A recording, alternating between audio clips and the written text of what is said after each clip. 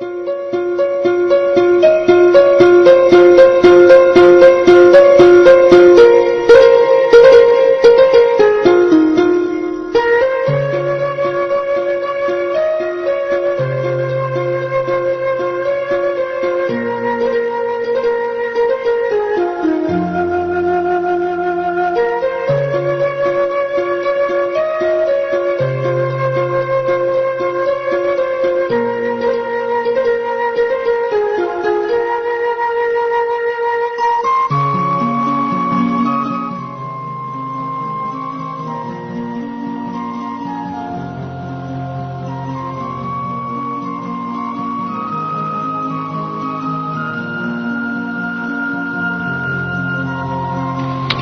right.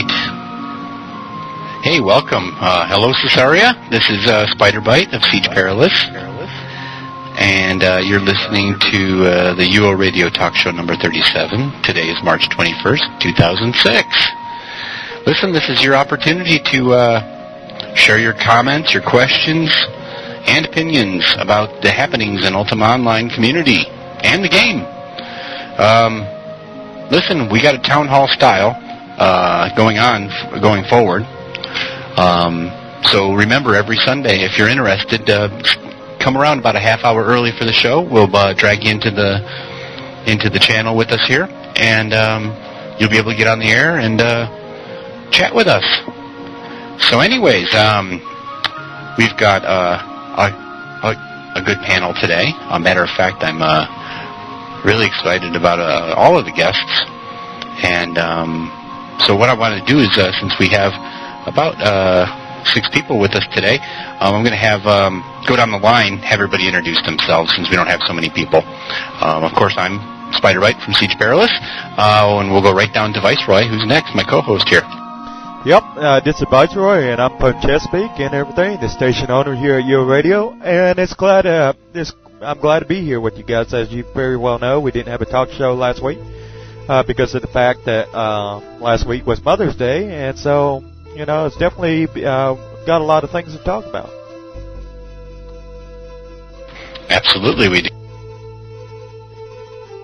We got tons of stuff to talk about today, you know, with the Pub 40 being released, proficiencies being pulled out of Pub 41. We've got a lot, and we've got the new quests going on, with Enu, and luckily we have another very special guest with us who has done a lot of work with these quests to the point of publishing a website about them. Stratic's own Sarah Swift, so we're looking forward to hearing those comments as well, and insight. So, with that said, Alex, go ahead and introduce yourself to everybody. Hello, I'm Alex Dragondeath from the Great Lakes Shard, and I'm the UORadio news reporter. Hey, I'm Crunch from Siege Perilous, member of Vampiric Embrace. Thanks, Crunch. Go ahead, Sarah. Introduce yourself to everybody. Hey, I'm Sarah Swift. I play on the Castle Shard. Right on. Go ahead, Xavier. And I'm Xavier, and I play Siege Perilous, and I'm in Wakayama Clan. Thanks, guys. With Pub 40 and Pub 41 coming out, you may have heard a lot of, both Crunch and Xavier mentioned Siege Perilous as their shards. The reason I invited them in here is because I would like to have, you know, some people with some insight and some hands-on experience with some of these things to discuss the advantages and disadvantages, since these are PvP oriented, and this is not a slight at anybody on the production shards. It's just merely I've seen firsthand what they can do, and that's why I invited them today. Just so nobody goes off and says it was I went and played favorites or anything. So, with that said, and Viceroy just reminded me, I forgot to change the month on my little script here. It's May 21st, not March 21st, so anybody who went and double-checked their Hallmark calendars, I apologize. May 21st. My bad. All right, why don't we go ahead and jump right in? And our first topic is right away. Mr. Tack said, it's clear that we need to take our time and make sure that the proficiencies are done right. Accordingly, are actually slipping them out of Pub 41.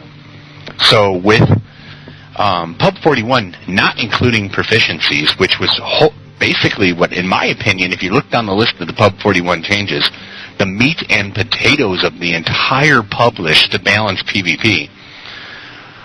What's left? Why bother with Pub 41?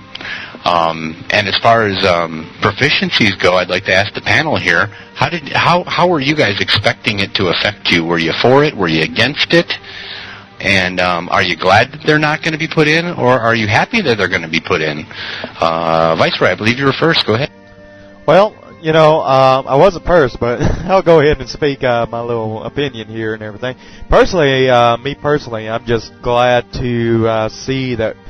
I don't know about you guys, but I'm kind of like having mixed opinions about it. In a way, I'm kind of glad that it's not coming in, because I'm kind of hoping that they just scrap the whole idea altogether and coming up with a new idea. Hopefully, maybe revert to a pre-AOS system where, there's no item properties. Oh, please. I wish that was the case. At the same time, if we got to keep this post-AOS system, I kind of hope that we have something that, basically puts a cap on LRC and LAC and stuff like that. So, if we got to keep it, then I want a cap on LRC and LAC.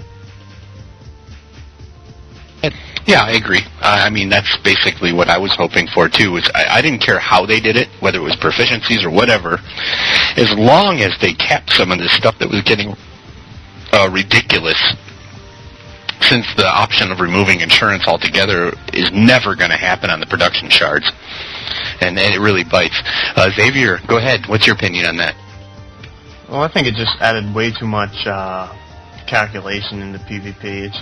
It's already too much, I just believe that I don't want to have to sit there and do math on my character and try to figure out what to do, what proficiencies to use. I just think that it was a bad idea, and it would have never got tested to its full potential anyway with the QA team.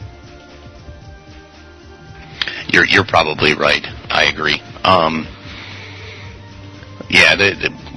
don't like the idea of making AOS worse than it already is with having to add stuff up. And we're going to get into swing speed down the road here in a bit. But I'd like to hear from Sarah Swift next. Go ahead, Sarah. Personally, I'm not really fond of proficiencies, and I don't think they're ever something that should be used for balance in any sense. But if they are going to add it, then they definitely do need to take their time and make sure it gets tested thoroughly. So I'm glad they got pushed back another publish.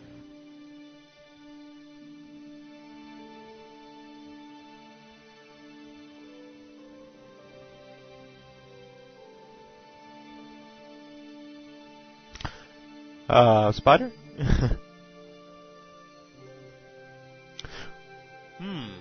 All right. Well, I don't know what's going on. I'm sorry. Never mind. Wrong key.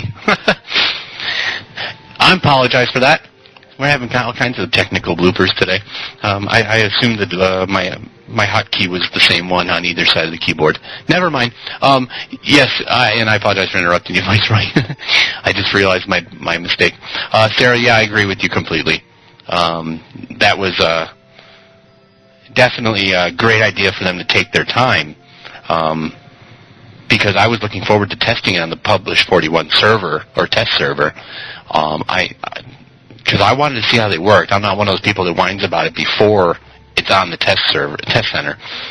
So that really is important that they do take their time. I'm just kind of disappointed that we're not going to get to test it for a while.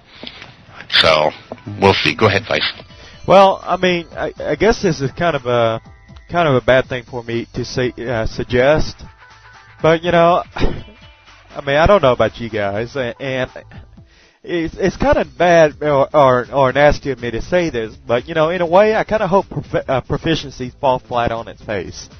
And why? Because I don't want to see proficiencies. I don't want to see more math. I want to see us look at different viable solutions other than the same course, basically. So in a way, like I said, I got a lot of mixed feelings about this whole, item properties, proficiencies and everything. So in a lot of ways, I'd like to see it fail, flat on its face and everything, just so maybe then they'll consider, a pre-AOS system going, basically a rollback to something where we don't have all these item properties. We're not sitting here all day, figuring out a bunch of different numbers to see, if it equals up to 100 or the cap or whatever else. I mean, I don't want to play a game like that. So I'm kind of hoping, in a way, that it falls flat on its face. At the same time, if we got to keep the system, then, I want to see a cap on the LRC in the meantime and the LAC. Yeah, good points.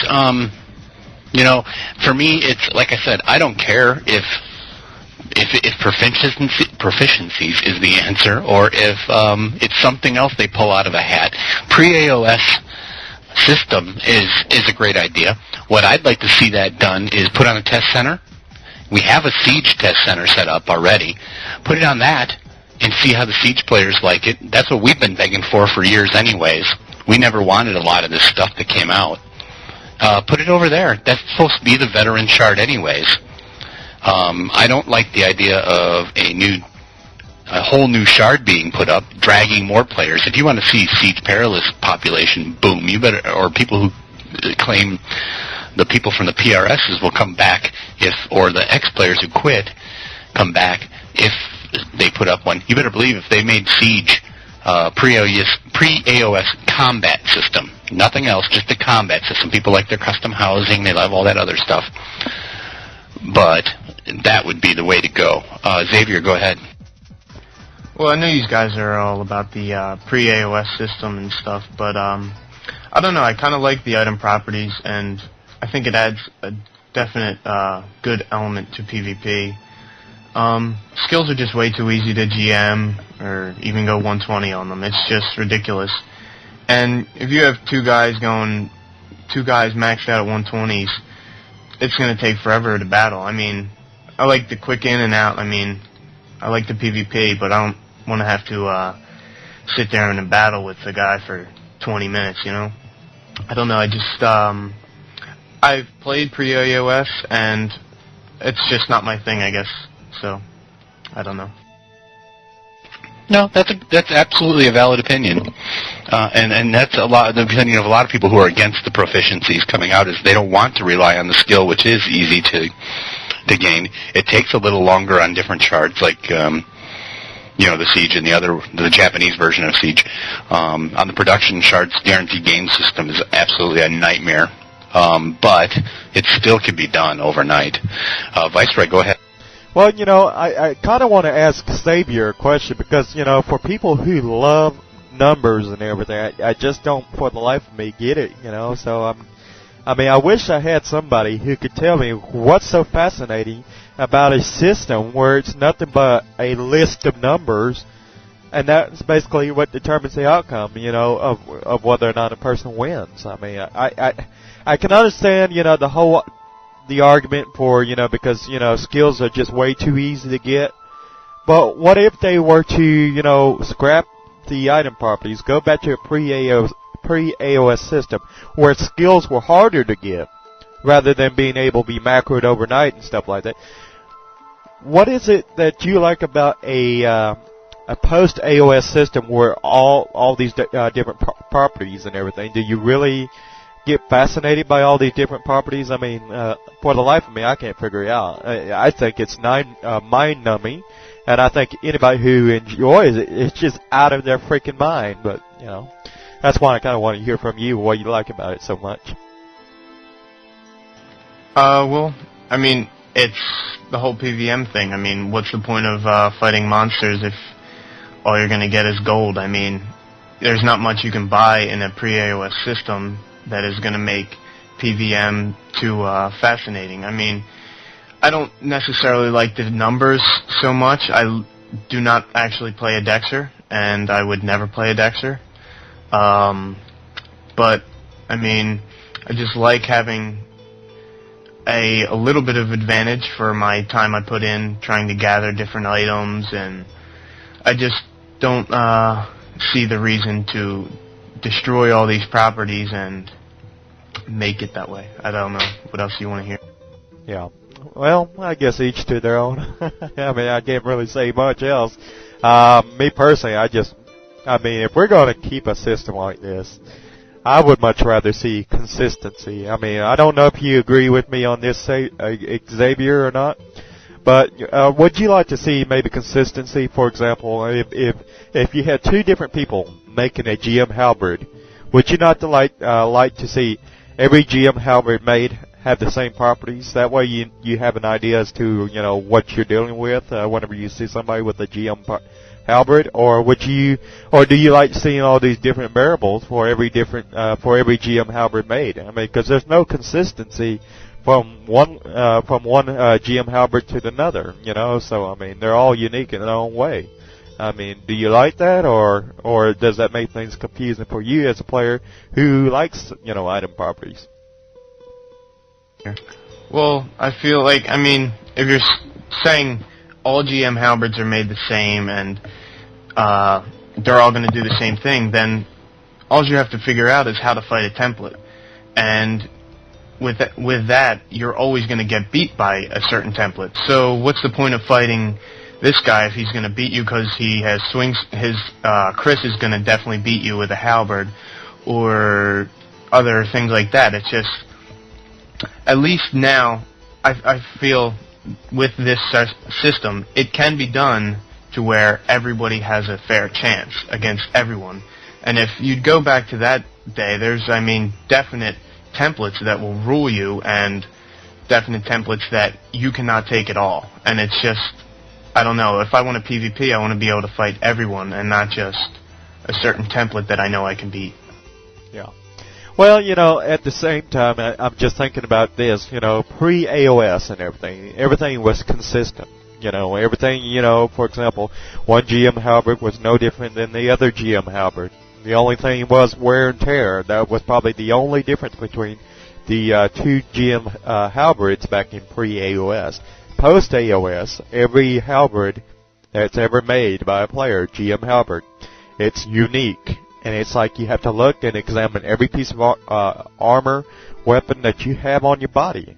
And then you have to total it all up to see if you had the right combination for whatever you're going up against. So let's say, for example, you're going to go fight Ice Fiends. Well, then you're going to put, weapons that are, good and superior at fighting Ice Fiends. Specifically for Ice Fiends. Whereas back in the old days, people didn't specifically outfit themselves for specific situations. It was pretty much, you pretty much guessed what you was going to go into and guessed what was the best, outfit to wear or whatever else for whatever situation you was going in. And you never knew what you was going to encounter later down in the dungeon because you never knew if you're going to run into PKers or anything else. So I'm kind of wondering, I think that's a really good debate that needs to be answered by a lot of players. Do you want to see, each GM halberd have a unique, be unique in its own way, or do you want to see consistency as a player? So I'll go to Spiderbite and then we'll go down the line, I would imagine. Go ahead, Spider. Thanks, guys. Real quickly, my comment on that whole thing, and I agree with Xavier to a point, and up to the point where it comes down to farming for those of us, and I don't call myself a solo player, even though I am most of the time. I do have a lot of friends that I play with, but we don't get a lot of time that we're on at the same time to go out and farm. We're not part of large guilds, so it's tough to get those high-end armor items and weapon items and stuff like that. So when we do come across somebody like Xavier, for example, I know in a heartbeat under the current system that I'm going to be beat down really quick.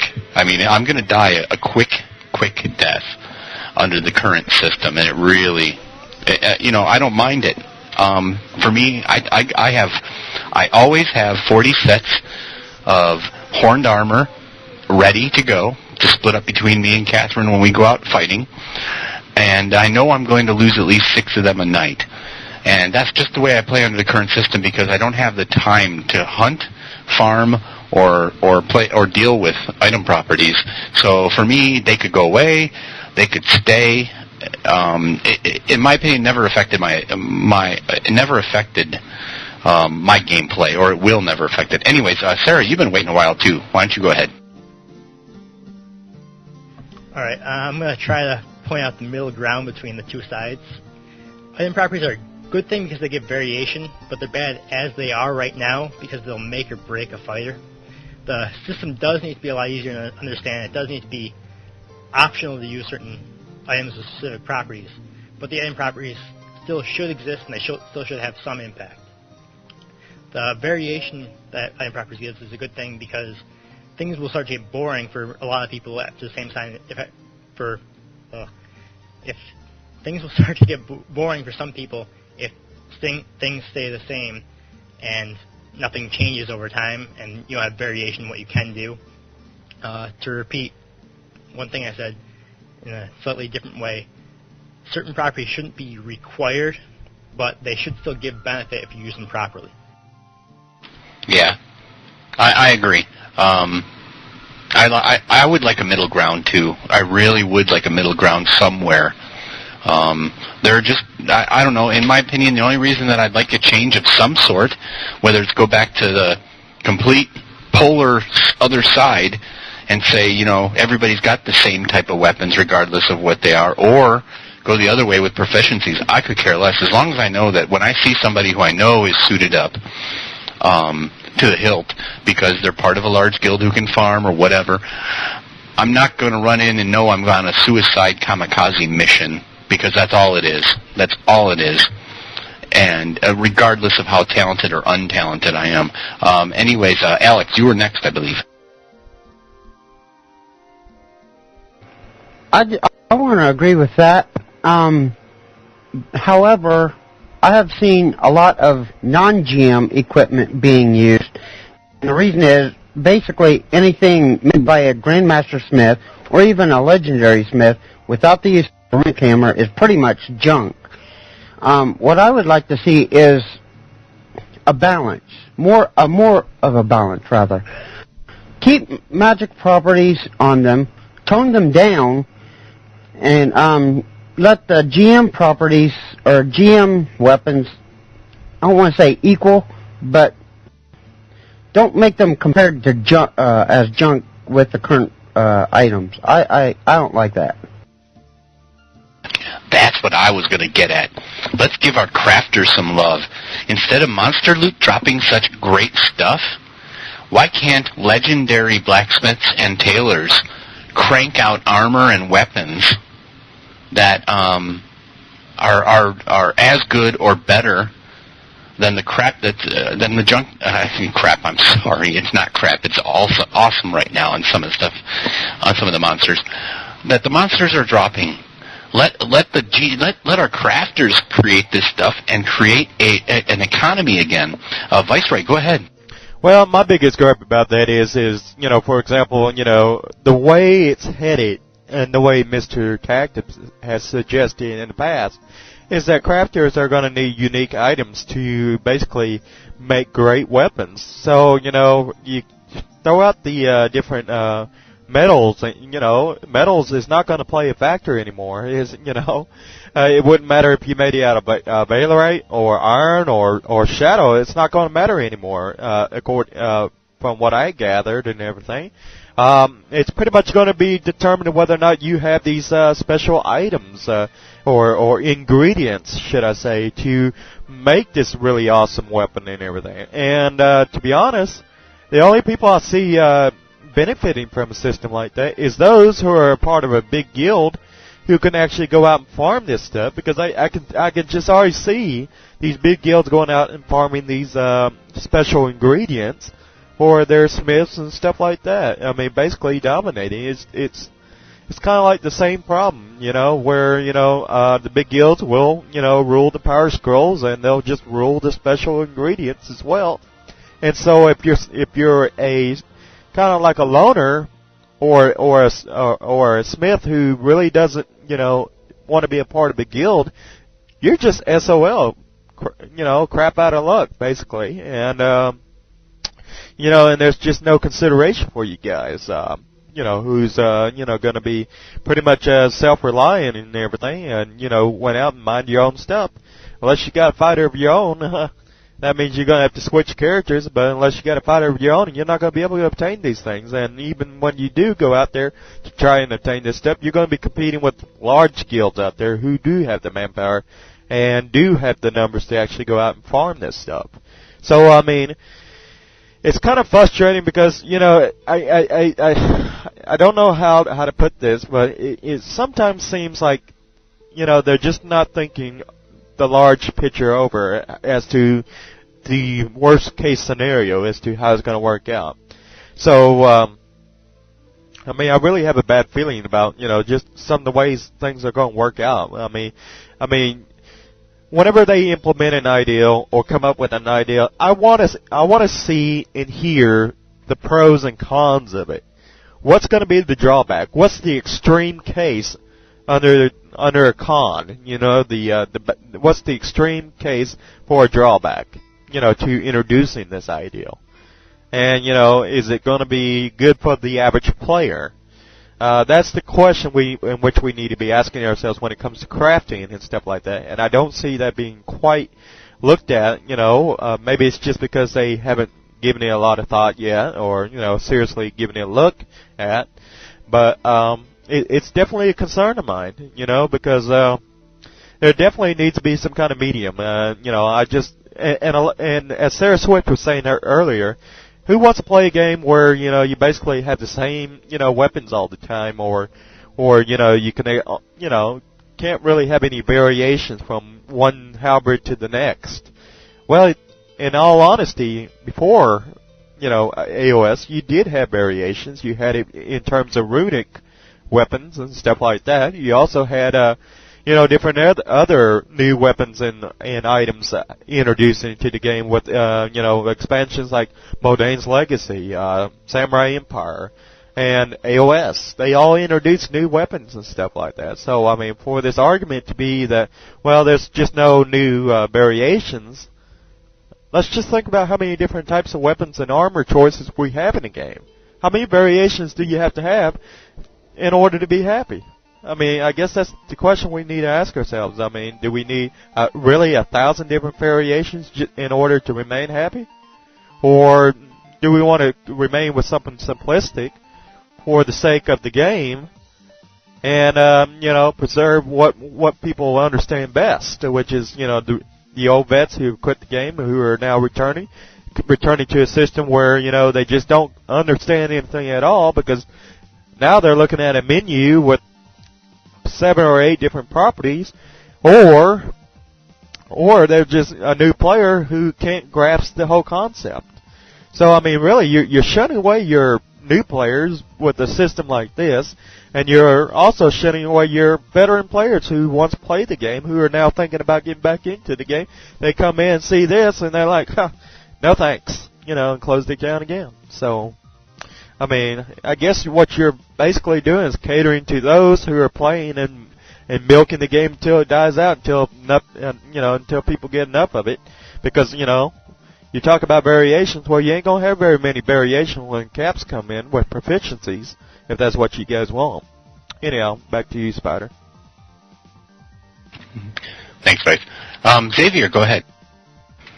Well, I guess I'm kind of playing devil's advocate, but on your first comment, like, you think in a pre-AOS system, a lone player is not going to fare better against the large guild anyway. I don't, you know what I mean? I'm just trying to point out, like, there's flaws in everything, and that's the problem. They have to find what has the least flaws and what's going to make the most players happy, I guess.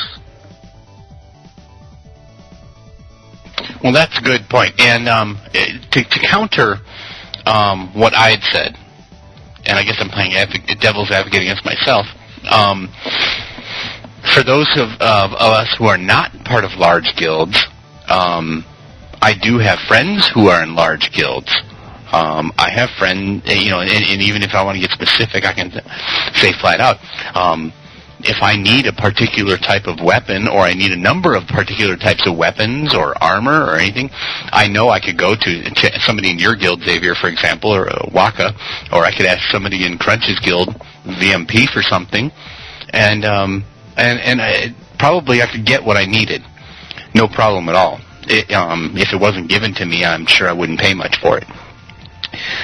So yes, I could, I could get all this stuff, but I lose it so quickly against better stuff. And Vice, your comments about that make sense as well, in the opposite direction of the argument.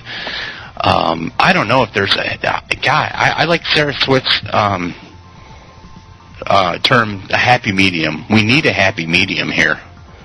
We really do, between everybody. Because right now, basically, the only people that are arguing against proficiencies in general, I'm not saying anybody here or pointing fingers specifically, but in general are the ones who have the 40 million gold suits on right now, whose suits would be useless, and all they do is go out and solo the Dark Father all day long. And that's what I want to see gone. I want to be able to come kill that person that's doing that Dark Father. I want to be able to go into battle and go, this could go anywhere tonight, even if I'm up against 3 other people or 4 other people, and my poor PvP skills. But I want to last longer than 5 seconds, because the equipment that's being worn by them is better than mine that I can't get. So, I don't know. You know what? It could go either way. I'll tell you what. Vice, unless you have another comment on that, I think I'm going to move on to the next subject. Nope, we don't have any other comment on it. Okay, one of the things that has been brought up recently, as recent as this morning, and I mean, this has been brought up for ages now. Now, I know a lot of us are going to not have an issue with it in here, or a couple of us aren't, because we're on Siege Perilous, but I'd like to hear from the people who are not, and from those who are, your opinions for those who are, because everybody came from a production chart at one point. Unless they started, I know like about 3 people who were actually siege birthed, so I don't think it's going to exclude anybody. But should Reds be allowed to travel to the other facets? Perhaps by introducing a consensual PvP toggle so that those who did not wish to PvP on Trammel were unattackable, yet Reds could freely explore the new land masses and farm the resources there, whatever. I seriously think that needs to be put in.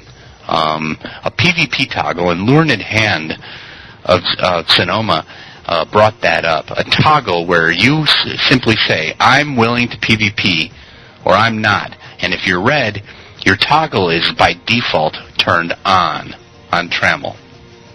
So their going to Trammel from Felucca is just as risky, or Ilshnar, or any of the other facets, is just as risky as the Trammel people say is going to Felucca, making it an even balance, and yet the Reds can still get over there, deal with the economy, hang out at events with their friends, that sort of thing, instead of being imprisoned like over in Australia when the British sent all the criminals over to Australia when it was first born.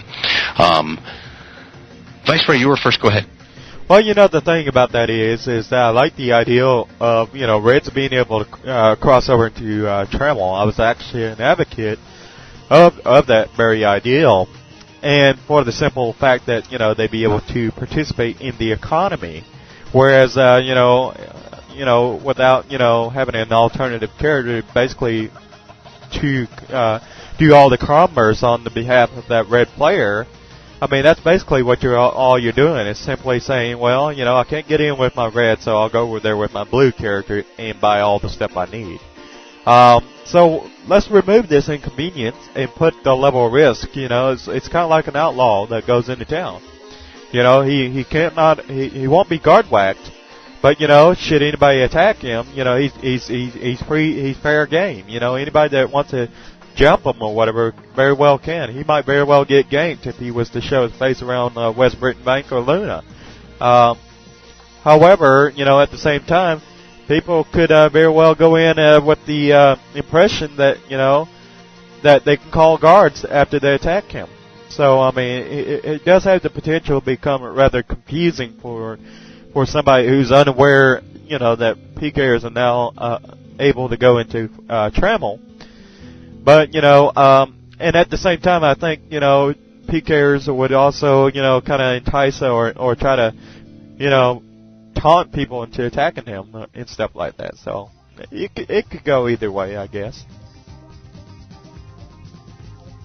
And that's a good point, because with a toggle system where you are either toggling on or off your flag saying, hey, listen, I'm up and ready for a fight, you don't need a guard system anymore because you're unattackable, basically. So, Alex, go ahead. Your comment.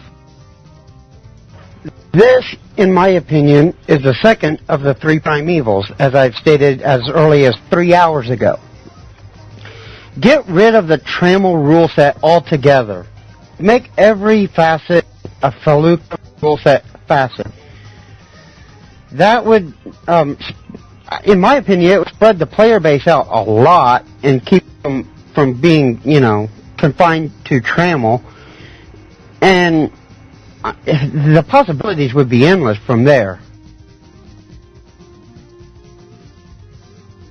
Yeah, no, ideally, in a perfect world, that would be awesome. Unfortunately, because they have already done that, you have so many housing issues that would just get ruined. But no, well, actually, no. I guess if you took the rule set off of Trammel and left the landmass or the facet, it'd be doable. I don't know. I still persistently play a production shard. So when I go there, I'll sit in a room with somebody that I just want to kill immediately because of what they're saying or what they're doing, and I can't. I last all of 20 minutes before I have to log off, and then I log into Siege Perilous because I know I can go anywhere, do anything, and I just wish there was, I would love to be on a production shard with so many more people and have the ability of seeing somebody who is a red or blue player that had their consensual PvP tag turned on and be able to attack. So, Vice, go ahead. You had something to say. Well, the thing is that, me personally, as much as I would, as much as I probably agree with Alex, I wish they would pretty much remove the whole Trammel rule set. It's just not going to happen because it's been around for the last 5 or 6 years now. So, I mean, they're not going to do something because, ideally, most of the player base plays in Trammel, and they do for a reason, I would imagine, for the protection, because they subscribe to what I believe to be the utopian ideology. Something I don't personally agree with. I think it disrupts perfect balance between good and evil. I think it disrupts, many different potential role-playing aspects. They're very well hindered with the with Trammel in place, and I think that it really ruins many different aspects of the game, which could be really, really enhanced if it wasn't for the Trammel aspect. So I mean, I would much like to see something like that, but realistically, it's just not going to happen. I can almost guarantee you that they, at the very mention of the word remove Trammel, immediately gets a deaf ear from the developers. I can almost guarantee you that. I wouldn't say it was going to get a deaf ear from the developers. I'd say it would get a very loud shout from the Trammel base people. And this is not an anti-Trammel thing. All my characters are blue and Trammel based on the production chart characters I have. So that was a disclaimer. The reason my only red exists on Siege Perilous is because I can get everywhere. I can explore the lands. I can go out and tackle dungeons on my own as a red character in Malice, on Ilshna, or wherever, that I can't do on the production charts. And that's the reason I don't play the production charts. Sonoma is my home. Is one of my. Well, I call it my home chart because I spent the most time there. I went on it the day it went live. So the reason I don't spend as much time there as I would like to, because a lot of my friends are there, is because I can't go and I can't go do the things I want to do. I want to fight people. I want to fight other players. That's more of a challenge than the monsters are. Sarah, go ahead. The button for a second. Forcing people to play a certain rule set is a terrible, terrible, terrible, terrible, terrible thing to do. Lots of people really don't like the Felucca rule set and have actually experienced it more than long enough for that dislike to be justified. None of them should ever be forced to go into a foul rule set area. And on the flip side of that, and sort of bringing back the red and Trammel rule set areas idea, nobody should be forced into a Trammel rule set if they don't like that rule set either, which unfortunately I don't have a way to stop that from happening right now without fixing items, which is a last discussion. And for the PvP switch idea, I don't really know how to explain why I don't like that, but I'm not particularly fond of that either. Yeah, that's a good point as well. I would never force it onto. That's why I like Luring to the Hands idea of a toggle, is because it would give people, crafters, resource gatherers, people who are not up for a fight, guilds who only like to fight each other, which to me just sounds drastically boring, fighting the same people over and over and over again. A toggle switch would just be great. I'm up for fighting, or I'm not up for fighting. Leave me alone. If you click on somebody with your red hand in combat mode, it does nothing. You can't aggress them. That's fine by me. I admit 80% of the people will be unattackable still. But at least the Reds can come over, do their thing, and explore the new lands that they've paid for. And that was where my point was going for. Many of these people have paid for the expansions. Like Samurai Empire is a great example. They've paid for it, but they can't go visit it. That's wrong in my opinion. Just because they chose to fight in battle against blue guilds that rated them first, for example, and this is just an exception, or healed somebody that was red, I'm sorry, but it's not the same murder system as it was in 1998, where bounties were out and you were actually a murderer, a PK, when you turned red. Now, because of all the new stuff that's come in, people turn red for honorable reasons. And that's something we have a problem with on Siege, as a matter of fact, is that people aren't willing to go heal a red player because they're scared. They don't want to get a count. They don't want to do any of this.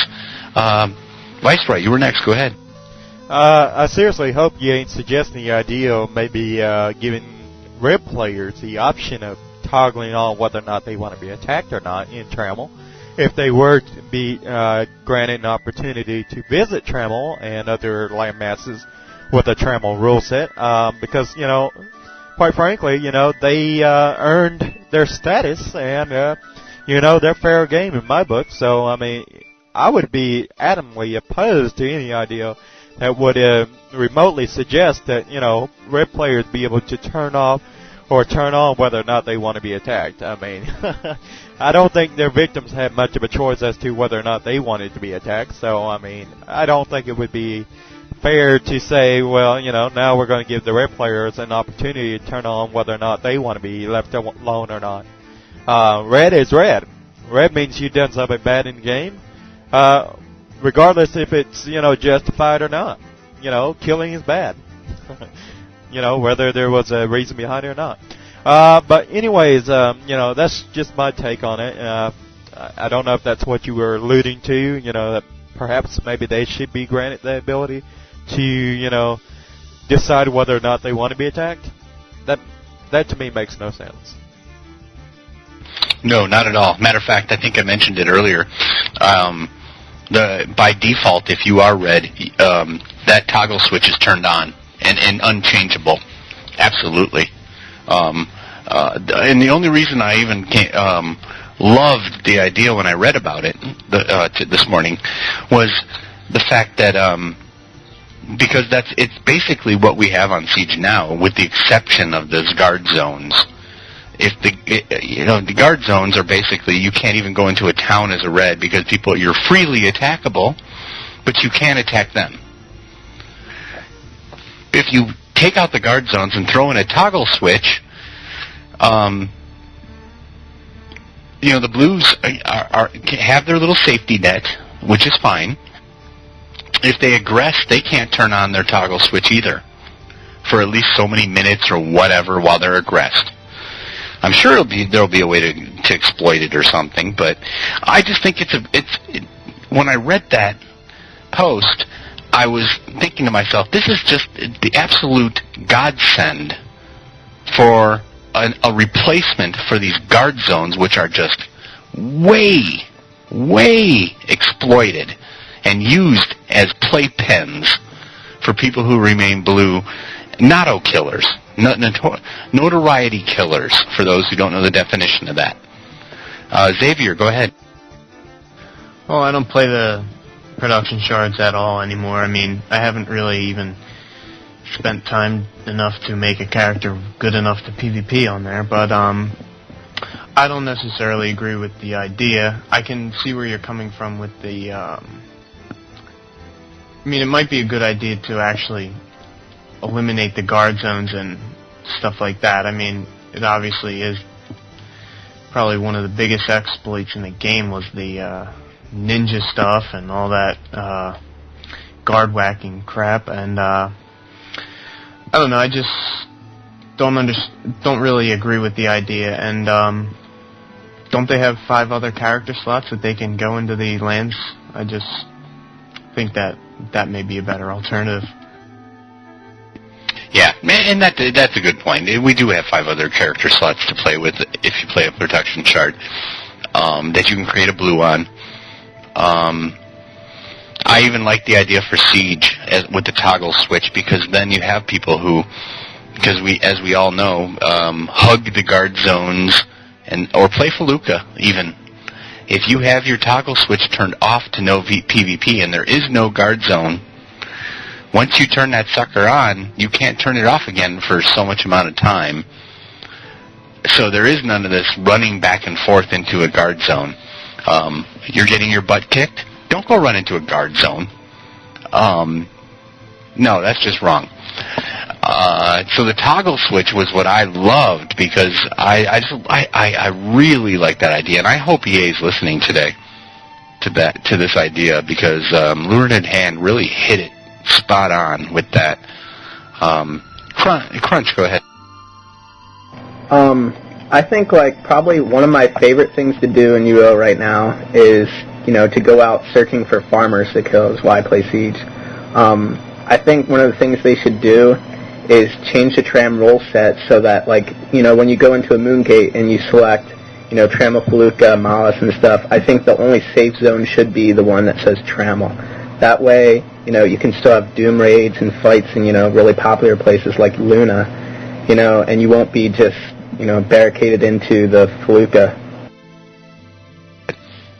Yeah, that is right, and that is what I was getting at from the very beginning, is that right now, red players are pretty much left. They're imprisoned on Feluca. They're punished. Yes, you could go with the morality thing. They're murderers. But like I said, there are exceptions to red players. There's red players like myself who I've never killed. Okay, I take that back. Whoops.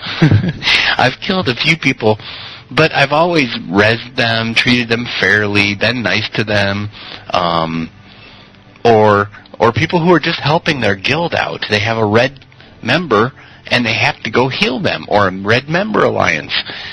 they shouldn't be damned to Feluca forever and not get to explore all the facets or all the land masses that they paid to play just because of that. Viceroy, go ahead. You were next.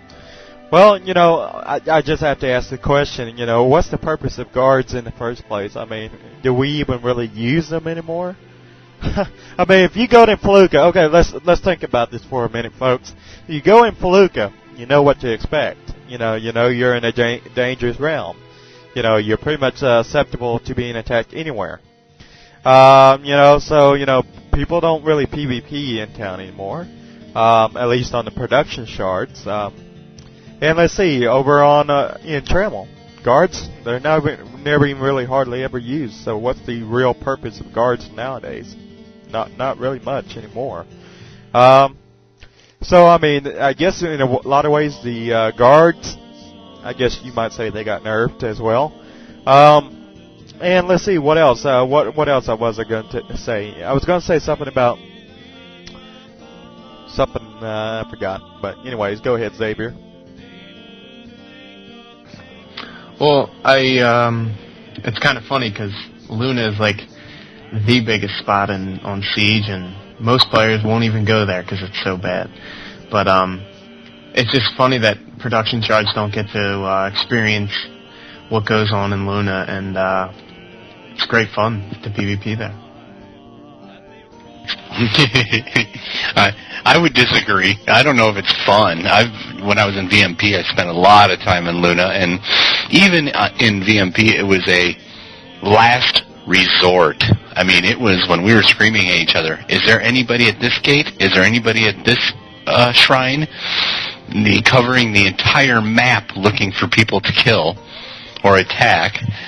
Be like, no, okay, let's go to Luna. And that would be where we'd have to go. I don't know. I still call it a cesspool, but who knows? I'm going to get the comments from Crunch and Sarah here, and then we're going to move on to our next topic because I know Sarah's. I'm anxious to hear about this, about all of her insights on the Enu quest. So, Crunch, go ahead. Well, like in Luna, I really do feel like Xavier said that people on Trammel Shards are missing out on the PvP action there. I mean, pretty much 80% of the fights that I have take place in Luna. I mean, if I search around for all the farming spots and I kill people there isn't people there, I go to Luna, and that's usually where everybody's at. And I think, it's a really different environment, from U-Gate or, Britain Gate or something. And I really feel that the Trammel people are just missing out on a really good spot to PvP. Yep, I agree. All the cities should be PvPable. That's what I was getting at. I mean, I miss running around Britain. There's so many different buildings to run and duck and hide behind, and all the NPCs would push through. That was a blast. Man, I can't even... the last time I felt that kind of exhilaration when you used to strategically set up people to knowing they were going to run between a building to come get you, and knowing there was an NPC there that was going to block them, or at least slow them down, was on Siege with Spree over in Irontown. We used to set up, here, you stealth here, and wait for this person to run through you kind of thing. I mean, I miss that, and I'd like to see that again. Even if there are people who are sitting there going, you know what, I don't want a PvP, so they have their toggle turned off. Sarah, go ahead.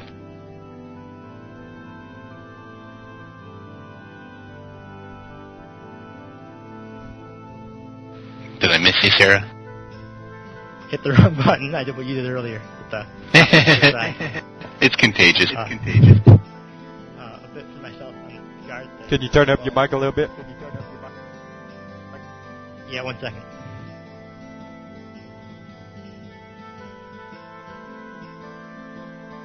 Is that better? Much better. There you go. Try to keep it that way. A bit for myself on the guards. While Feluca is dangerous and people should be expecting it to be that way, there are still laws there.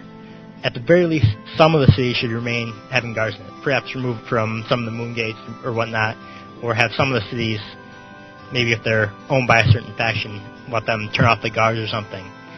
And as far as travel goes, guards definitely should still exist in all the cities because they respond to monster attacks and player thieves stealing out of NPC boxes. You really want to call them thieves. And a bit on Siege, even though I'm not a Siege player, so my opinion doesn't mean a whole lot about Siege, but I think it would be nice if some cities remained having guards there, but I don't think that all guards should be removed.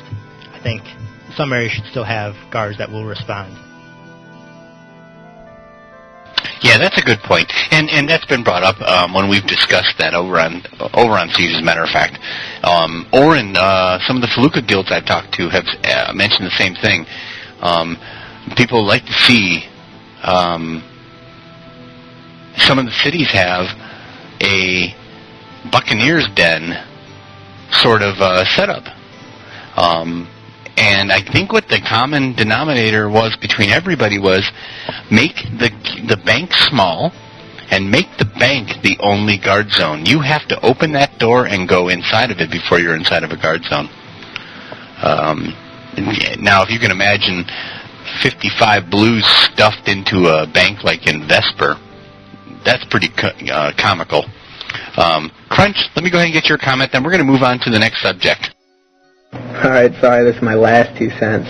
I haven't really been seeing a lot of thieves on these production shards, and I think ever since, the trammel was put on, I think the thieves have been pretty much completely nerfed, because the only place they can go to steal is Felucca, and the only thing that's in Felucca is people sitting at U-Gate blowing each other up.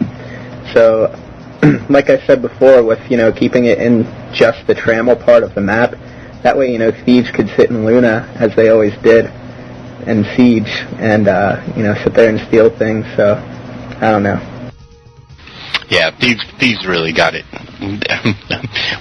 For lack of a better word, the thieves got bent a long time ago. And that's a shame.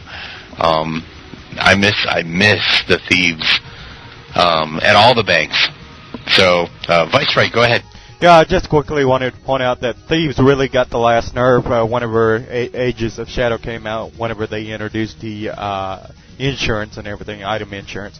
That's when Thieves really took a plunge for the worst, because, you ain't really seen anybody really play Thieves unless they're going into a dungeon to try and steal an artifact or something like that. But that's when Thieves really ceased to exist for the most part with the Ages of Shadow and item insurance.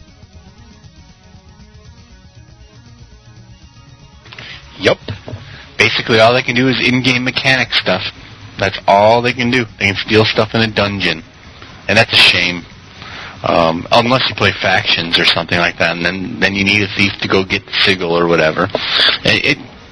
Thieves got bit big time.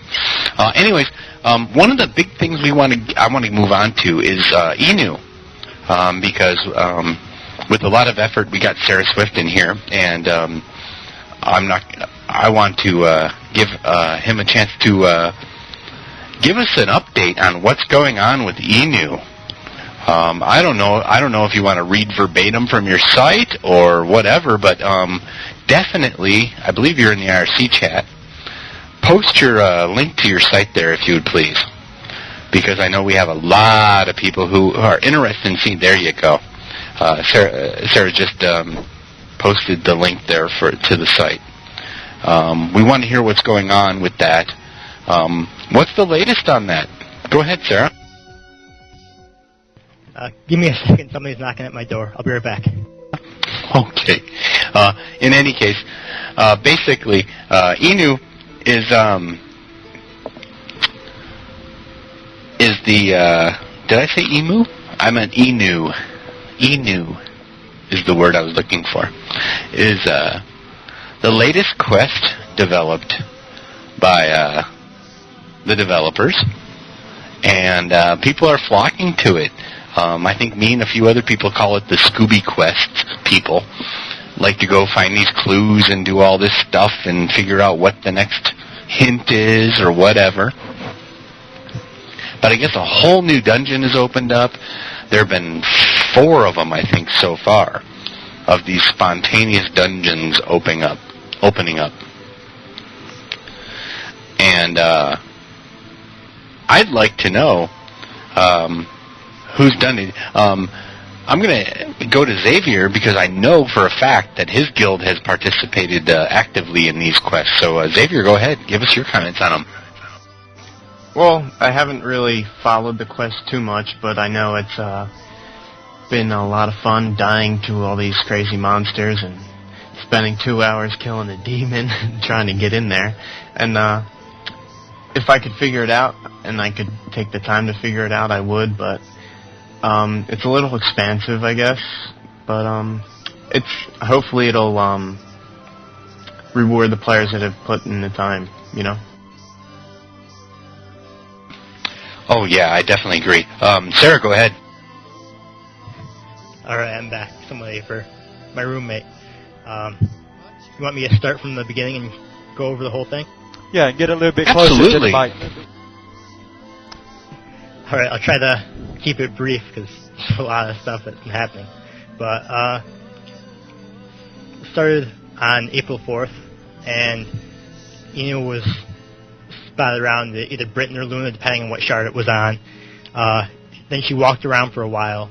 A couple days later, she ended up saying a whole bunch of doom and gloom stuff about Britain and Luna and how Zento's a nice place, but she wouldn't want to live there. And then time went on, kept saying different stuff. We ended up getting pointed towards a cave, which we found out accidentally through an old entrance to it, which they quickly closed. It was in the Star Swamp where there were a whole bunch of ratmen. They're actually still there, except for the one boss in the back who was guarding a book written by Nystel, who was a wizard for Lord British, and he went with Lord British through the void, or theoretically that's what he did. Didn't really specifically say where he went. But when Lord British left with all the shards of the Gem of Immortality into the void, that's where Nysel is assumed to have left after that. The book that was found gave Nysel theories about how the Stranger, or the Avatar, whatever you want to call him, the character you play in the single-player Ultimas, how he was actually able to destroy the Gem of Immortality, and what actually resulted from that destruction. And basically, he said that the evil that the Gem of Immortality embodied didn't go away, it just got spread out amongst the shards. Then time went on again. Eno started saying some other stuff. Eventually we got pointed towards the Wisp Dungeon, which is also known as the FOA Shrine, or the Followers of Armageddon, because that's who the Wisps originally gave the Wisp originally gave the Armageddon spell to somebody named Zog, who cast it, destroyed all the life on the world of Cesaria. And then the Zog Cabal were a group that started doing the same things that Zog, or that they think Zog originally did. They started spreading things saying that in order for there to be order, there needs to be chaos and everybody needs to be killed and everything like that. And they got the Armageddon spell, tried to cast it, they failed, that opened up T2A. And I'll try not to keep going to sidetracks like that, saying the whole history of Ultima, but that went on. When we found out to go to the Wisp Dungeon, we found that there was a red and blue Wisp statue there, and then we had to find the original clues that were supposed to lead us to the Lorgash's dungeon, the Ratman cave, and we had to go through those clues in order to get the password to get into the area in the Wisp dungeon. And in the back of that, there was a Wisp, who some people have been calling X, since he or she always refers to themselves as X, since the Wisp language doesn't have vowels except for the Y and the X, and Y replaces everything. In the version that is currently active, Y replaces every vowel except for the word I, which is replaced with an X. The Wisp basically repeats the same thing that was theorized from finding the book in the Loriash dungeon, that there's a new group trying to find the Armageddon spell, and that they're going to try to cast it and end life and everything, or some other bad thing is going to happen. It doesn't really quite hint at exactly what that's going to be. The Wisp suggests that we watch over Inu because she's in danger of some sort, as are other people who can see the future, give prophecies of some sort. Let me catch up with my thoughts for a second.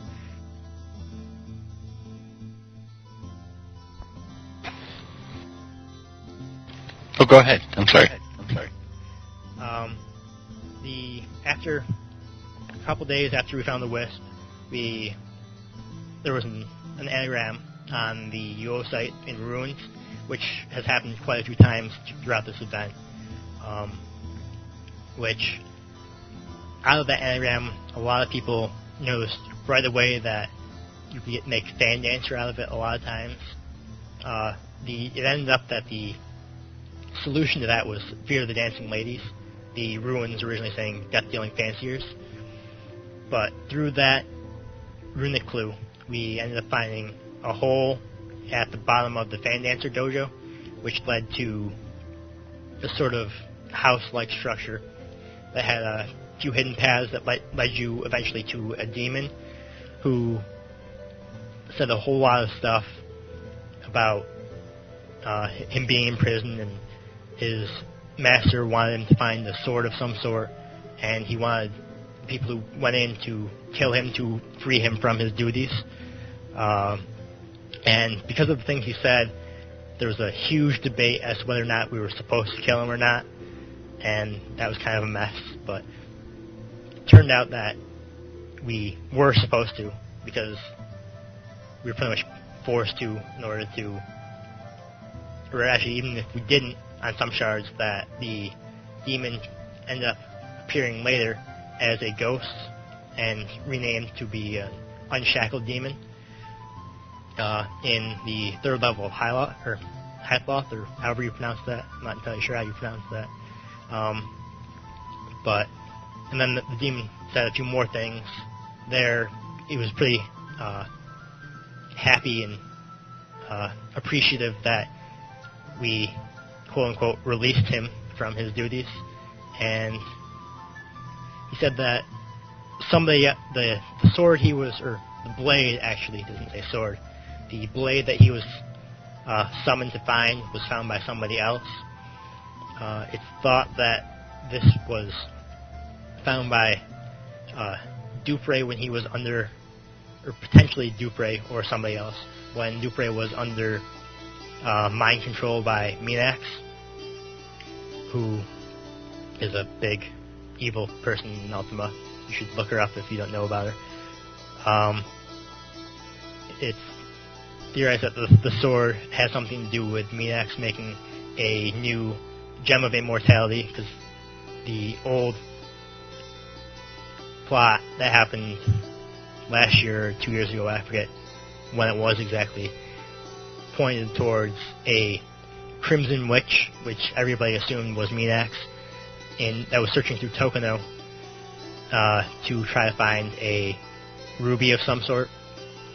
And the original Gem of Immortality was made by using a special ruby against itself.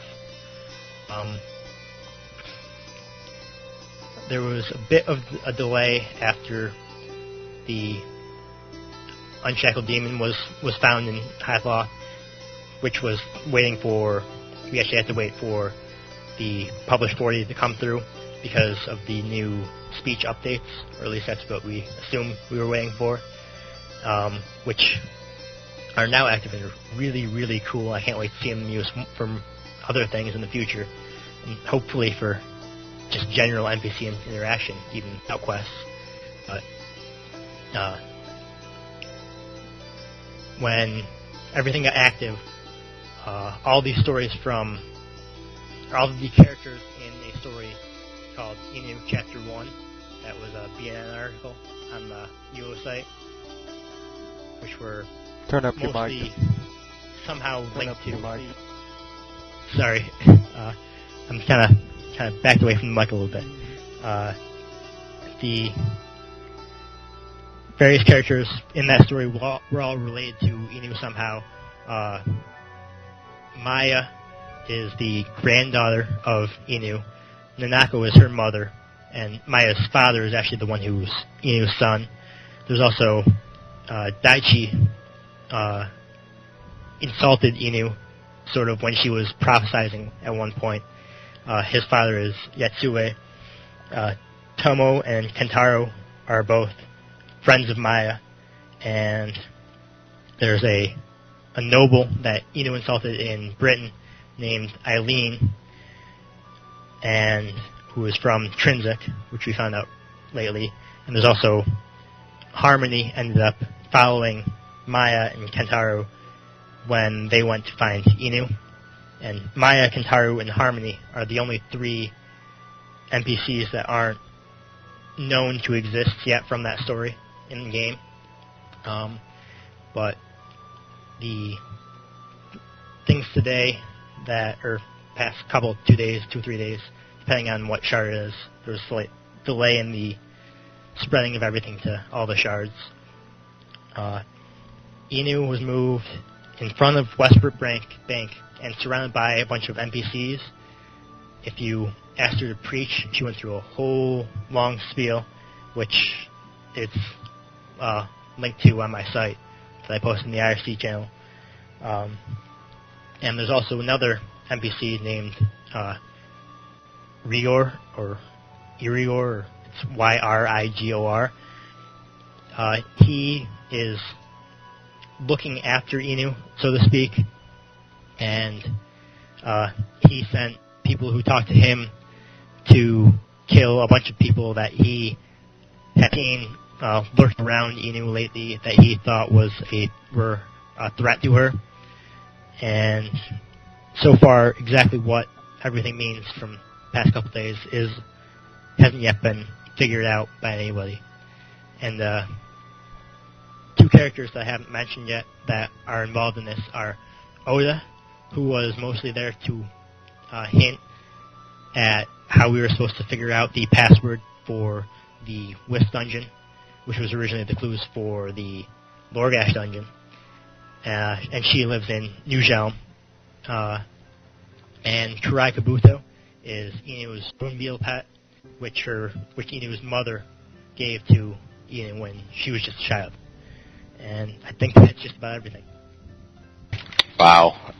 You have no idea how much we appreciate that. So many people are not Stratix readers. They are not board readers at all. But they are UO radio listeners, and it's great to be caught up on it. One question from the IRC chat, and then I'll go on to Vice for you, is how do you personally think this is going to turn out, especially with the EM contracts getting renewed recently? What part do you think they're going to play? Do you think that's going to add some spontaneity to it, which is the part I like? I don't like this pre-canned stuff. Although it sounds intriguing as heck, and I'm all for when somebody says, "Ooh, a new dungeon opened up." I'm all for going and helping out, but I like the spontaneity and the creativeness that goes into the EM's custom tailoring events. How do you think this is going to turn out, or do you think we're even anywhere near close to the end of it to even start speculating that? I've actually been told that this is supposed to last about a year, so we're nowhere near the end. We're only 2 months into it so far, so we've got another at least 8 months, I'd say, before we get to the end. I wouldn't be surprised if the EMs get involved and start having roles in this, but I wouldn't be surprised if they aren't directly involved in this, if they won't be directly involved. I know they aren't right now because they're not active at all, but I'm sure that even if they aren't, the EMs will do something in relation to it, react somehow. And if I actually wrote down all the theories I've had about how this might end up, I've probably got about 50 pages worth of potential things that could happen right now. Yeah, that's a good point. Yeah, we do have a long ways to go, I guess. Looking forward to the EM event myself. Viceroy, go ahead. I'm just curious, Sarah, are you thinking this might possibly lead up to an expansion later on? Say if we're, a few months into this right now, I'm not sure how long this has been going on, but I think it's been going on for about a month or two now. But, would you imagine this might lead up to an expansion, or is it going to be, What do you think it'll lead up to? I mean, do you think we'll see expansion evolve from this, or just on your take? I think there's definitely going to be something expansion-like from this. I don't know if there's actually going to be an expansion box that we're going to need to purchase or anything from this, or something that they're actually going to officially call an expansion. But I'm definitely sure that there is going to be something really big that results from this. Okay, and my second question is, it sounds like a lot of evil, at work here, or there's some kind of conspiracy or movement towards, restoring a balance between chaos and evil. I mean, chaos and order. Would that be a fair assessment based on what we know so far? That's definitely what EO seems to be pointing at, is that extremes aren't good, that there needs to be some sort of balance between chaos and order, and even good and evil, and pretty much anything that has two sides. She seems to always point towards something in between the two extremes.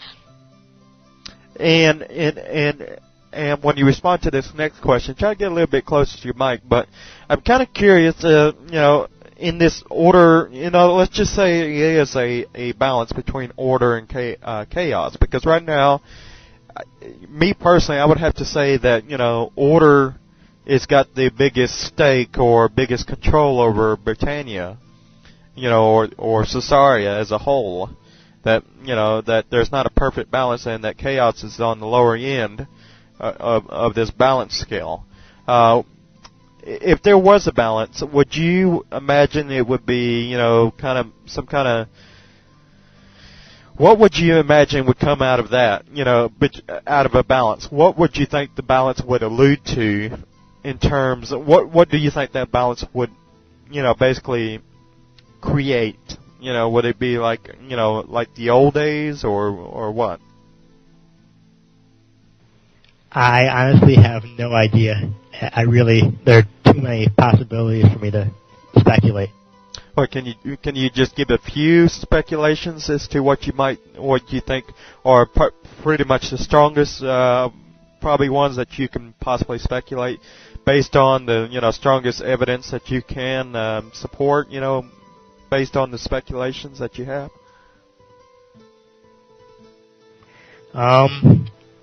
Well, I'll try to give a broad guess that encompasses a couple of them.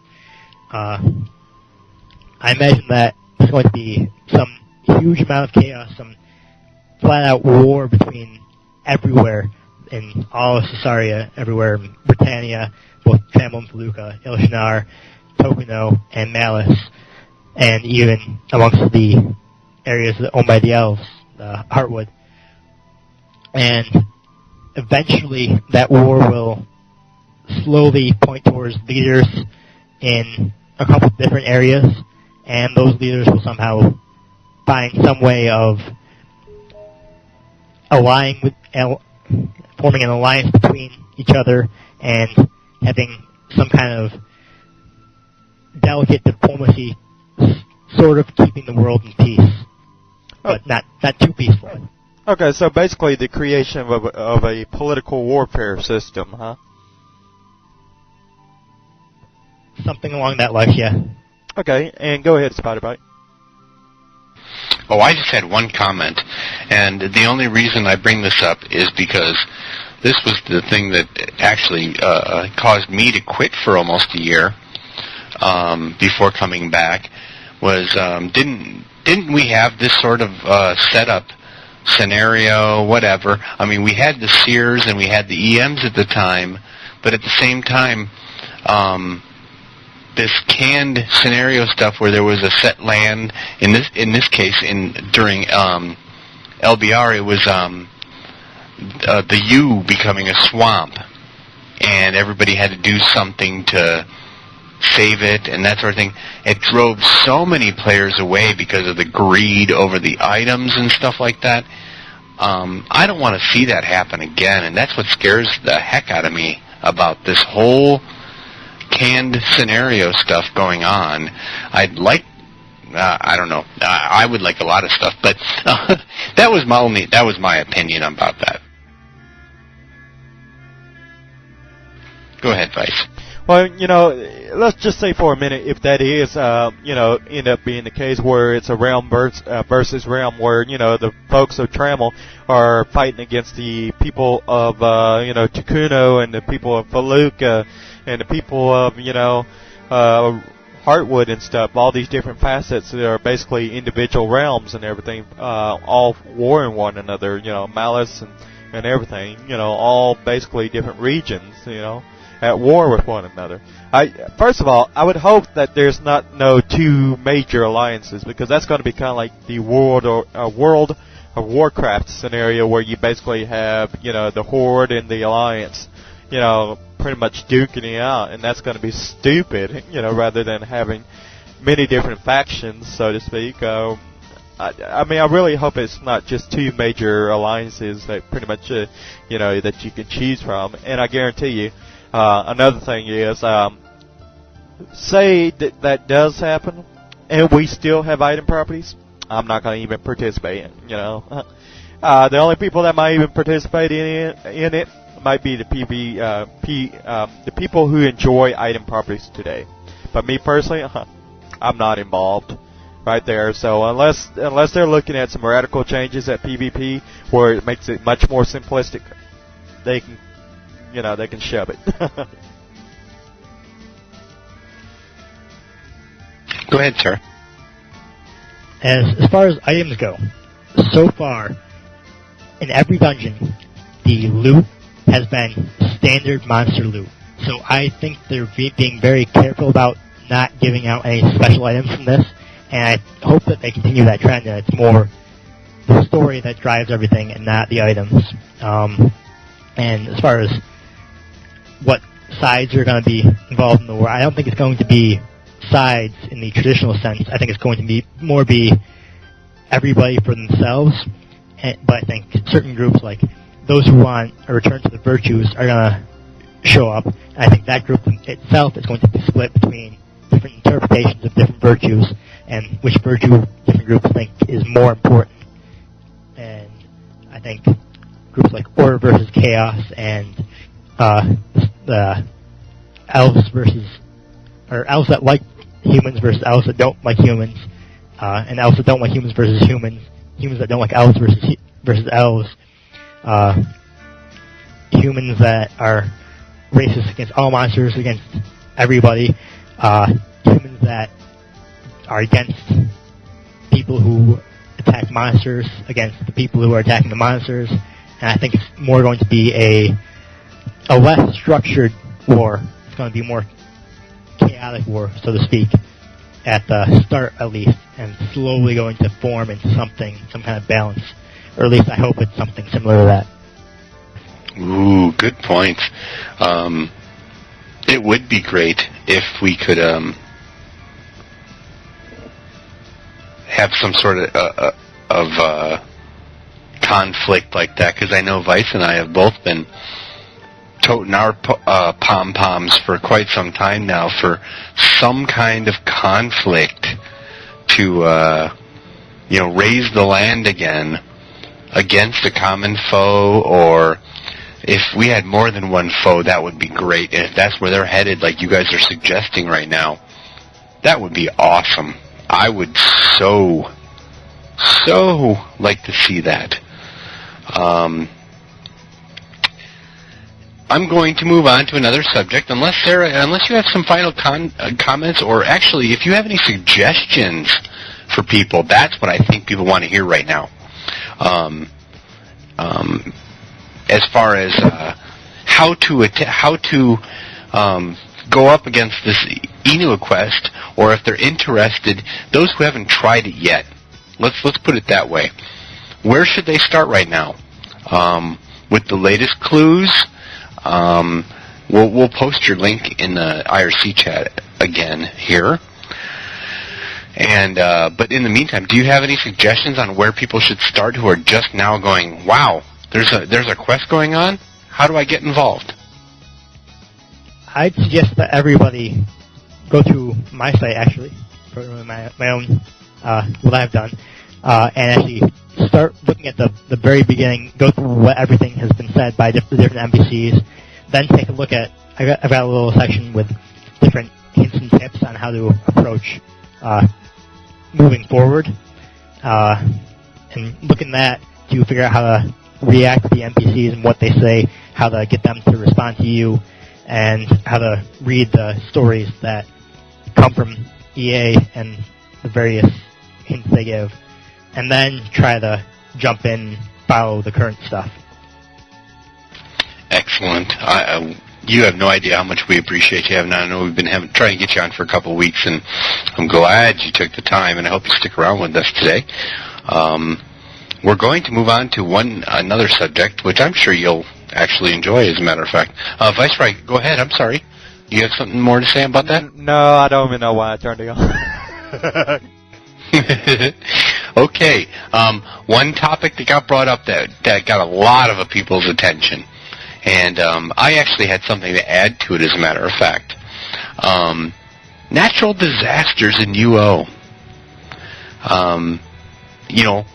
Should housing be affected by these? Should players be affected by these? Tornadoes, whatever. Or is it adding... And here's where people were getting a little touchy on it when it was brought up. Is it too much reality in a fantasy game? If you think back to the original Ultima series, there were whirlpools out on the ocean. There was no such thing as 8x8 back then, because it wasn't a multiplayer game and whatever. But you had to avoid those suckers, or you were going to get pulled down into them and die. Should there be whirlpools out there in the middle of the ocean that'll suck you down and kill you and destroy your boat? And I would like to add real quick on top of that, since we're adding... well, you know what? Let's go on with the housing and the natural disaster sort of thing first. And then I'll get into another thing which I think relates real closely to it. Viceroy, you were first. Go ahead. Well, I'm just really excited about the whole ideal and everything. I don't know how excited I get whenever I think about my house coming back home after, because I don't really visit my house all that much. It's just a storage container. I do not visit all that much. But I can just imagine coming back to my house and it being in shambles and everything and having to invest and sink a lot of gold into it. That would actually, be better than a tax system, because then it's completely random. It's kind of like, you got to kind of keep your house in good shape. You got to kind of, do maintenance on it every now and then. If an earthquake hits the area and your house gets damaged, well, guess what? You're going to have to shell out some dollars, or in this case, some gold to fix it all up and everything. You got some cracks in the foundation because of a drought. Well, it's time to call out foundation repair. I mean, there's all kinds of different things, and what kind of, I think if you listen to the Washington D.C. UO Town Hall meeting and everything, you even hear Binky kind of kind of, play around with the ideal whenever he's having a bad day. For example, he can just imagine a tornado going through all y'all's houses and everything and just completely demolishing them and stuff like that. But, I'm not suggesting your house should disappear or anything. I'm just saying it should be in shambles. I mean, actually, physical appearance-wise, it's like, you can tell that's, maybe you lose some lockdowns or something because of it. Something that, gives you an incentive to take care of your house. Something that requires that you invest in your house constantly, and just like, the argument one time that, for example, you buy furniture and it lasts for life, like, for example, if I got furniture from 8 years ago, guess what? That furniture is still sitting in my house and it's clean as a whistle and it's not creaking or anything. It's like I just bought it yesterday. I didn't know I was getting a lifetime warranty with these furniture that I made or bought or whatever else, but good Lord. But, and as far as the whirlpool and everything, I think that would be kind of neat, to have a shipwreck. And, I don't necessarily agree with the idea of dying or whatever, but, at least getting washed up ashore or something like that. I mean, those are fun ideals. And, I would like to see more environmental stuff, like snow, high winds. I mean, for example, if you have high winds, you can't run, against the wind or whatever. Or you just can't run, period. All you can do is walk around, during high winds or whatever. You could have torrential downpour or lightning, you just have lightning striking all over the place. And it's like, yikes. So you're doing the little dance out in the rain, singing in the rain and stuff like that, dodging lightning bolts, stuff like that. And if you get hit, it hurts you. And earthquakes, it would injure people and, do damage to structures and stuff like that. The possibilities are endless. And one good thing that comes to mind, remember that bug for any of you guys that played World of Warcraft, that plague that went around and basically killed everybody, or caused a lot of, problems for Blizzard over there whenever that happened? Well, I would like to see a plague break out every now and then between players. Not so much to where it kills you or anything, but that is a nuisance for the most part, where you have to basically go around and basically all the alchemists are scrambling to go around and cure everybody. Use cure potions on everybody just to cure the plague. And this plague, when players go from one player to another, it can really spread really fast. And I think there ought to be things like that. People get sick in the game. People, when you get sick, it's just a nuisance. And you can easily cure it by choking down a cure potion or something like that, or basically applying it to another player who has the plague, who's the cause of the plague. So, who's causing it to spread, It's just kind of like, then you have doctors in you, so to speak. The possibilities are completely endless, and if somebody really, Electronic Arts, was to use some creativity, oh my God. You talk about dynamics and everything, and you talk about various different scenario of events and random events and stuff like that. This would definitely be one of them. I like this idea, of various random events, occurring all over, the world. And, for example, in there might be an earthquake. Over in Britain, there might be high winds. Over in Trisnik, there might be, a drought. I like to see all these different random events in different parts of the world taking place, that's just totally random. Yeah, I agree 100%. I believe it was EA who came out with SimCity. We've got the technology there. I don't know how many people ever played SimCity, but if you remember building a city up and getting it all working and being all happy, and all of a sudden a tornado came through and blew it away. I like the idea from a PvPer standpoint of you could be in the middle of a heated battle that is not going your way, and then all of a sudden a thunderstorm comes through, and people are getting randomly pelted by lightning bolts when they're redlined, not specifically because they're redlined, but because they walked into them and die. I mean, to have the, natural stuff, the natural elements play an effect would add so much more reality and more challenge to the game. Sarah, you've been waiting a while. Go ahead, hon.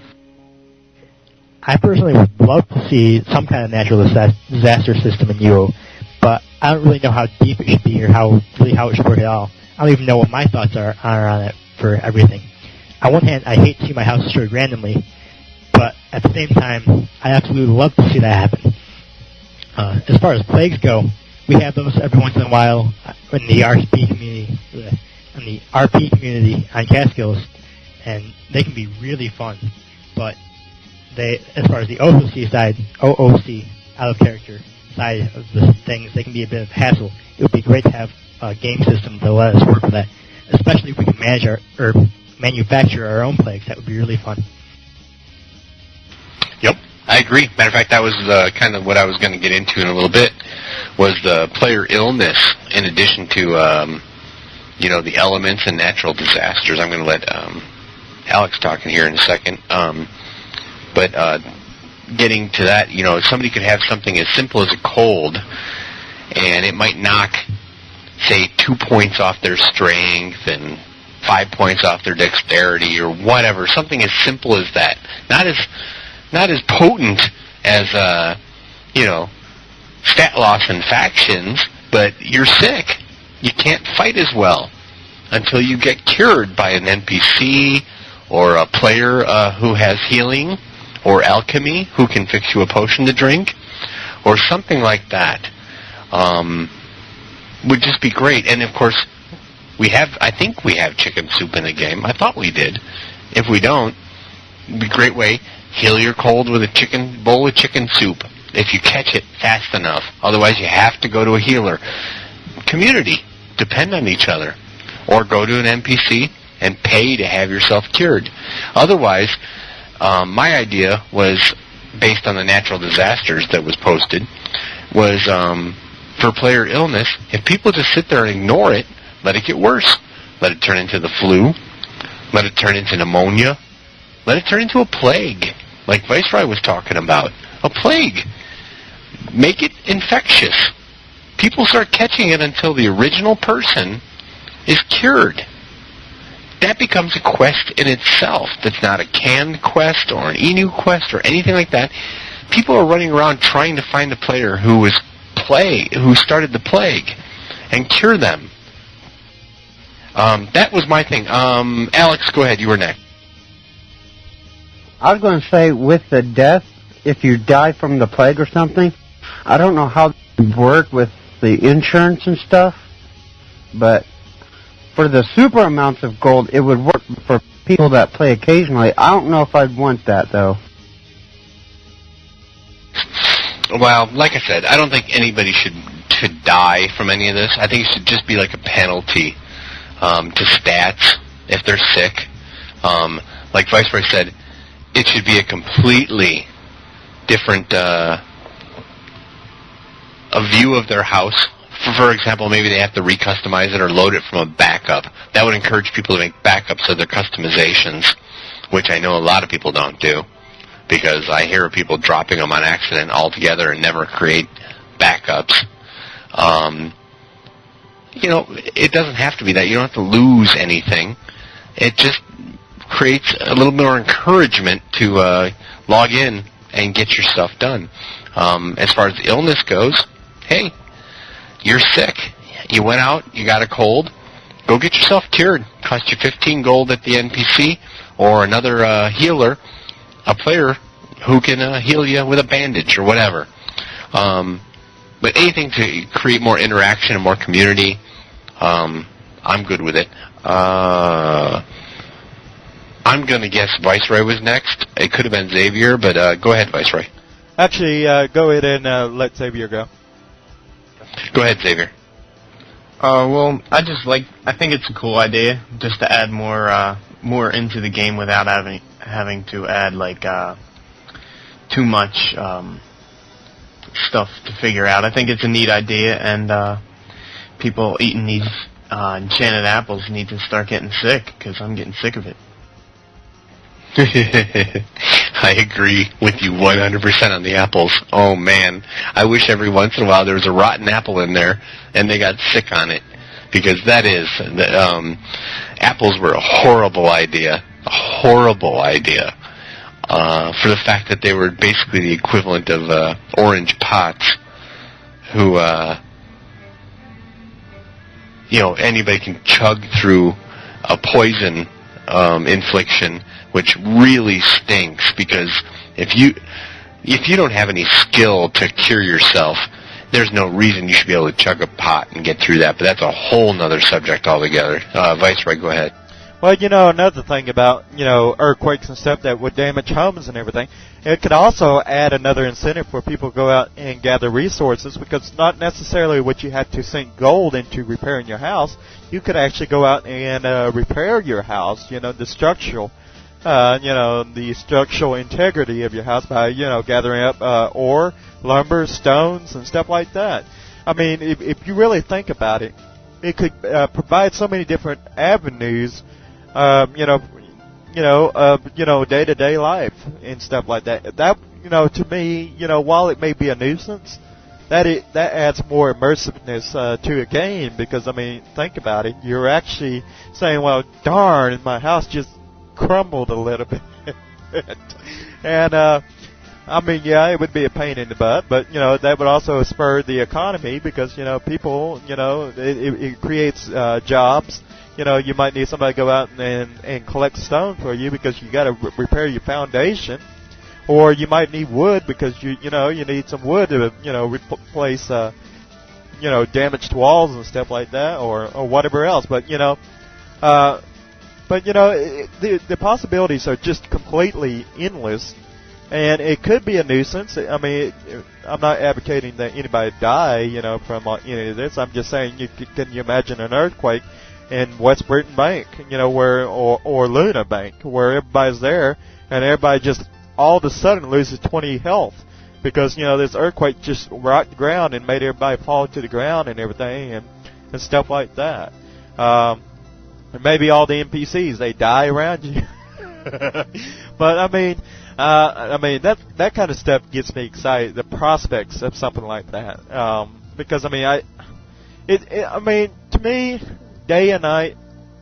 I guess if you have your UO auto map or your UO assist, the snow and turned off and stuff like that, I guess you could actually have some visual effects of rain and snow.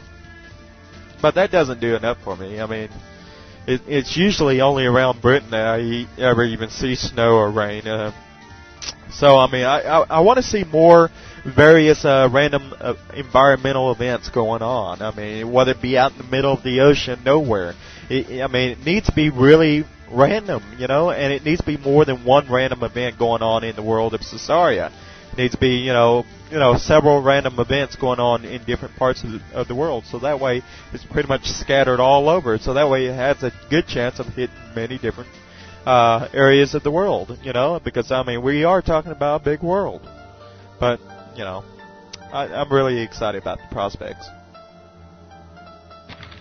Yeah, and actually, somebody over in the IRC chat, I won't say directly, so I don't want them to be hounded in the IRC channel. But let's just say somebody very close to the headquarters over there mentioned taking damage due to the heat of the deserts if you're in loaded up on armor. If you're in plate mail armor, barbed armor, horned armor, whatever. What a great idea. You're under the sun, and it's blistering heat. What an awesome idea to take damage. And people would be less likely to wear such stuff if they were going out there to PvP or something along that lines. You could do the same. You could say the same thing for plate mail. Your swing speed decreases if you're wearing plate mail and you're over on Ice Island, for example, because you're in metal armor on a frigid mindset. I mean, we got to introduce the elements. Viceroy, go ahead. Well, here's another thing that they could very well do. I mean, what's wrong with making it to where, for example, if you're in plate armor and you're going through a desert or a really hot region and everything, what's wrong with the idea of maybe having to consume water to keep your stamina up? Because, I mean, otherwise you get weak and delirious, if you don't have enough fluid intake. And just like in real life, if you're, like in real life, for example, if our soldiers are in Iraq and they're driving around in a tank all day, I can almost guarantee you inside those tanks it must be like an oven, especially over in a place like Iraq. So just, it's just, you're inside a metal tank, and in this case you're inside a metal armor, so you need, have more fluid intake and stuff like that. So let's, make that kind of like a requirement for whenever you're out in, in the desert or something like that, wearing, heavy armor and stuff like that. Yep, I agree. I mean, I can run through the desert constantly on my ethereal horse, not feel a pinch of heat, all the way to Luna. Or, I'm sorry, all the way to, well, I can do it all the way to Luna. I can do it all the way through the desert to Umbra, and not feel nothing. Xavier, did you have a comment before I go and make an announcement? No, go ahead. All right. We only got about 5 minutes left. And what I wanted to remind people before I move on to the next topic, which will probably take us to the end of the show, we're going to do the Deal or No Deal game show today. So stick around. Don't tune out right away, because this is your opportunity, especially if you're in the IRC chat or posting on the forums over on UORadio, to participate. The grand prize is 10 million gold, so I wanted to remind everybody of that. What I think I'll do is I'll let Viceroy give you guys all the details on that. And then to carry us through the rest of the show, I will give you guys one more subject. Go ahead, Vice. Sure thing. I just quickly want to let everybody know, after the show and everything, stick around and everything. I'm going to take a little small break because, we've been doing this for about 2 hours. Need to, kind of take a little break. And then after about 30 minutes or so, I'll be right back here at the computer playing some music. And I'm going to announce the contestants, for this Deal or No Deal here tonight, which we're going to be doing, which you can win from anywhere from 1 gold all the way up to 10 million gold on the shard of your choice and stuff like that. And I will be choosing at random some of the people. I'm thinking about 2 people over here from the IRC chat, and one person over here from 1 or 2 people from the forums over here. And so stick around. Definitely you don't want to miss out on your chance to win up to 10 million gold on the shard of your choice. So I'll be back here with you guys in about 30 minutes. And I don't know. Spider-Bite, did you have anything else that you wanted to add? No, I think that just about did it. I hope that everybody joins us for this. It sounds like a fun event. I don't even think we have enough time for a whole other subject. I think we'll save everything for next weekend. Just want to remind everybody, if you do want to get into the IRC chat and be considered for this, you still have an opportunity, I believe.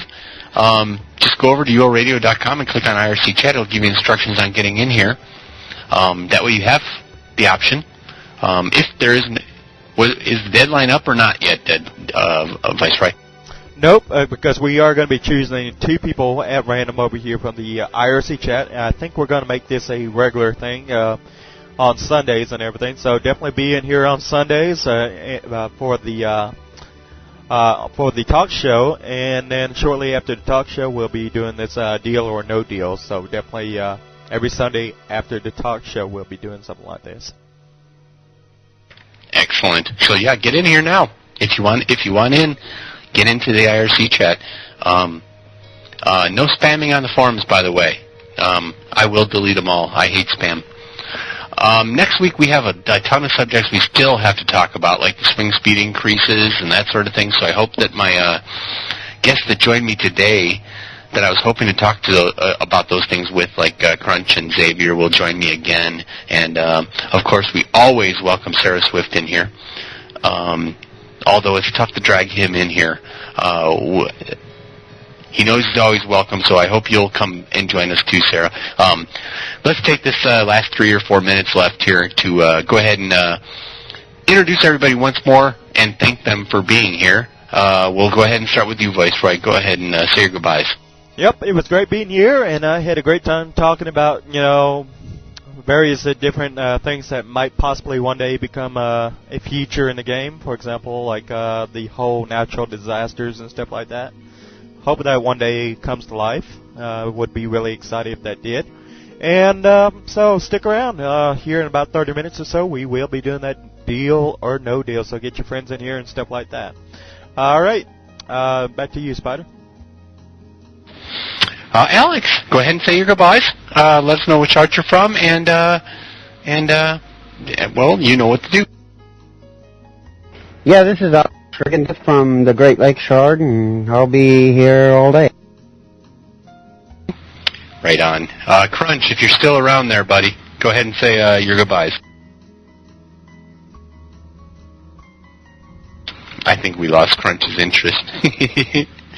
Anyway, Sarah, go ahead.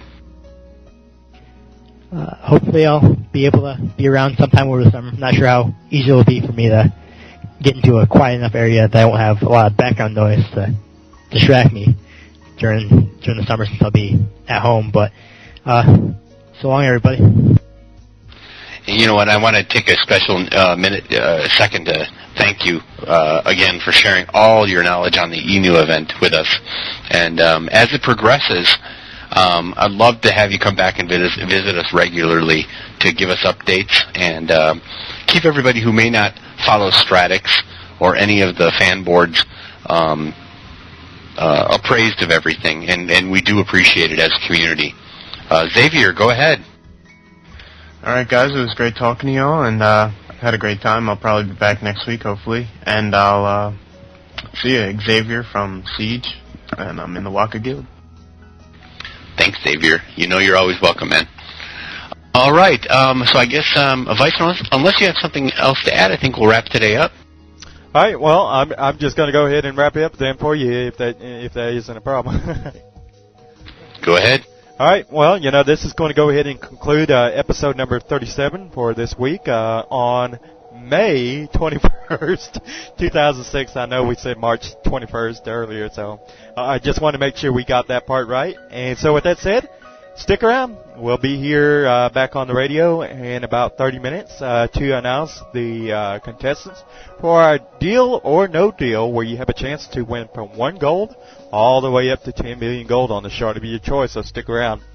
See you next week, same time at 5 p.m. Eastern on Sunday for our talk show, 5 p.m. Eastern on Saturdays as well, and Sundays. So, and I think that is 2 p.m. Pacific. So stick around, and we'll see you next week as well for number 38.